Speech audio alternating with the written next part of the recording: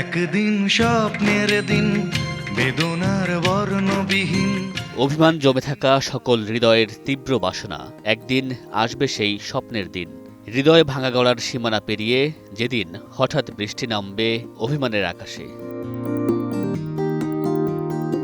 ১৯৯৮ সালে মুক্তি পাওয়া বাংলাদেশ ভারত যৌথ প্রযোজনায় নির্মিত হঠাৎ বৃষ্টি এমনই এক সিনেমা, যে গল্প চিরকালের মতো গেঁথে আছে দর্শকের মনে।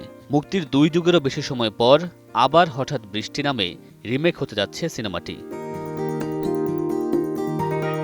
কলকাতার বরেণ্য নির্মাতা বাসু চ্যাটার্জির পরিচালনায় হঠাৎ বৃষ্টি সিনেমায় মূল চরিত্রে অভিনয় করেছিলেন চিত্রনায়ক ফেরদৌস আহমেদ এবং কলকাতার অভিনেত্রী প্রিয়াঙ্কা ত্রিবেদী। তবে এবার রিমেকে দুজনের কেউই থাকছেন না। নির্মাতা কামরুজ্জামানের পরিচালনায় ২ কেন্দ্রীয় চরিত্রে দেখা যাবে দুজন নতুন অভিনয়শিল্পীকে।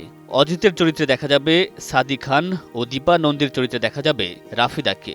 এছাড়া সিনেমার গুরুত্বপূর্ণ চরিত্রে দেখা যাবে আজাদ আবুল কালাম, ফারজানা ছবিসহ আর অনেককে।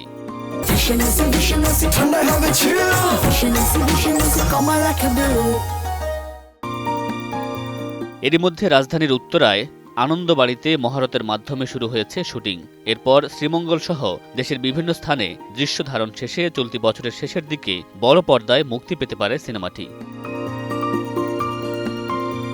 মামুনুর রশীদ পনেল, সময় সংবাদ, ঢাকা।